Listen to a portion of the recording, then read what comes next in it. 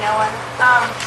But if you're taking these animals away from these people that are supposedly abusing the animals, Not right. right? Not just abuse. And they're still under investigation. Means they haven't been held.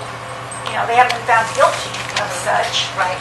So they've at least been found to be more likely than not that the city will prevail on the merits of the case. Because we have a court order that allows us to have custody of the animal. The animal is in our custody.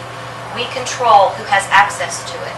And in your custody, those animals aren't really faring a whole lot better than what they were. The animals I saw back there tonight. That's where our program is going to help. Exactly. Is coming in and enriching the lives of the animals. It's not just enriching, it's giving them more food, giving them a decent kennel back there. They're laying in their urine and feces. I see in the investigation Right. 4 And kennels. you heard Amber mention that we're going to build kennel beds.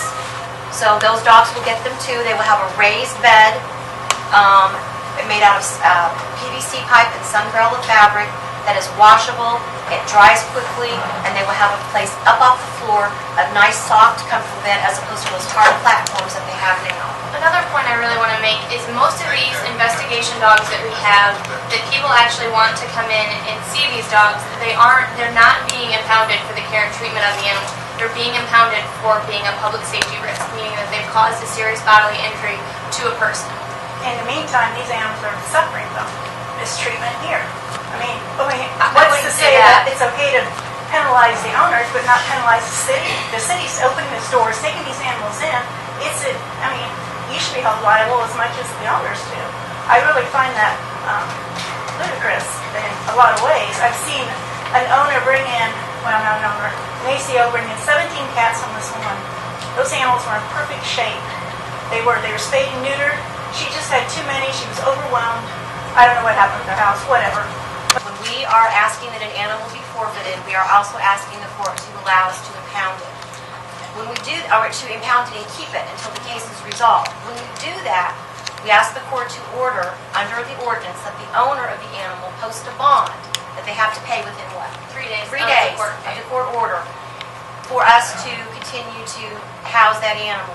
If the person does not pay the bond, then the animals are forfeited to us. At that point, if the animal is adoptable, it is eligible to be adopted. But if it is too sick for us to treat, Because they get sick here. exactly. And I can't help that. Yeah, you can. How? Get the animals out of here.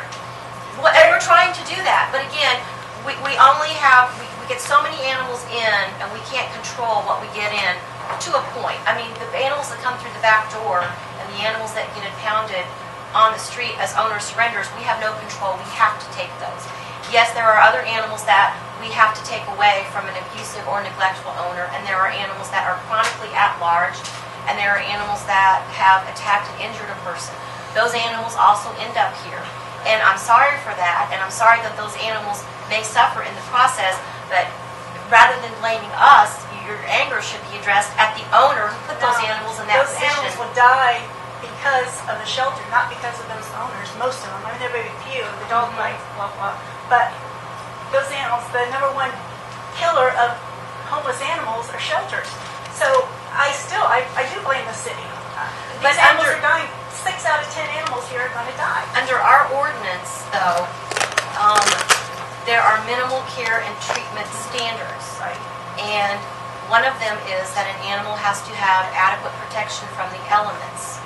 If an owner does not provide that and has been requested by an officer, informed by the officer of the law, and does not comply, that animal is going to end up here. It now has adequate shelter. It is not forced to sit, stand, or lie in its own urine. Yes, occasionally we don't get the kennels and the cat boxes clean as quickly as we'd like, but again, we talked about the fact that we don't have adequate staff, that our staff isn't adequately trained, that SOPs are not adequate and have not been adequately communicated. We're trying to fix all of that. But I do believe that we comply with the minimal care and treatment requirements required by our ordinance. If a citizen is not complying with those under the law, I do not have the option of saying, well, because your animal may die if I bring it here, I'm going to go ahead and let you keep it even though you're not complying with the minimal requirements requirements of the ordinance.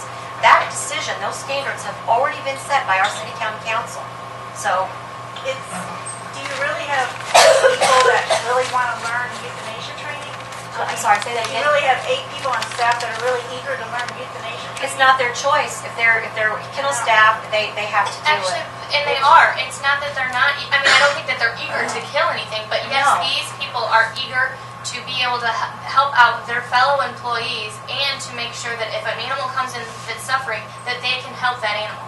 Sure, if it's a, And that's exactly, they are eager. Thank you all very much. We're on our third point, whatever Right. others have already made.